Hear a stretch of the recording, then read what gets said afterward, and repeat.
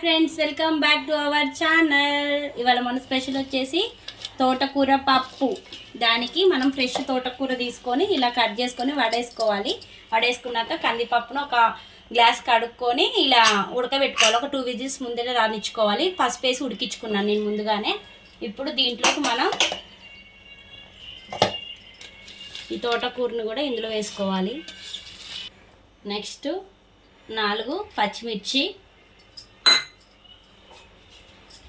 ఒక ఆనియన్ ఇట్లా నిలువుగా కట్ చేసుకొని వేసుకోవాలి.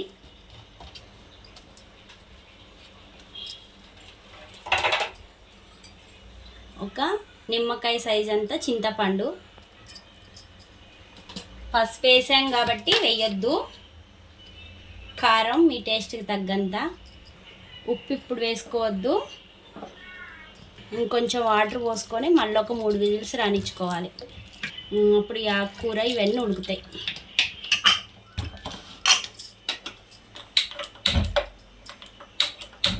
ఒక 3 విజిల్స్ రానిచ్చుకోవాలి.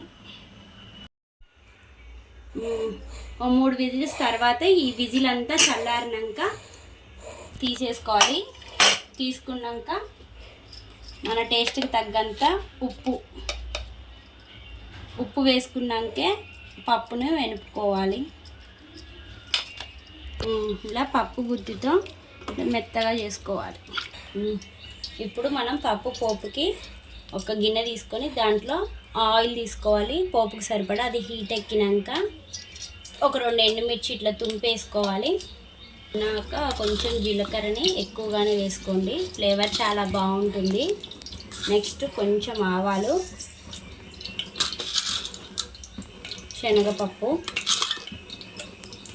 వీటిని కొంచెం రెడ్గా ఫ్రై అవ్వనివ్వాలి. ఎండుమిర్చి అని పోపు గింజలు, పెట్టుకున్న వెల్లుల్లి, వీటిని కూడా కొంచెం ఫ్రై అవ్వనివ్వాలి. కొంచెం పసుపు, పప్పులో వేసాం కాబట్టి కొంచెం వేసుకోవాలి. నెక్స్ట్ కరివేపాకు, ఇదంతా ఫ్రై అవ్వాలి. మొత్తం కరివేపాకు అంతా వేగిపోవాలి. పోపు వేగిపోయింది, చూడండి ఎంత బాగా వేగిందో. ఇప్పుడు మనం ముందుగానే రెడీ చేసుకొని పెట్టుకున్న పప్పును కూడా ఇందులో వేసేసుకోవాలి. దీనిని ఒక 1 మినిట్ కొంచెం పొంగొచ్చే వరకు ఉంచుకోవాలి.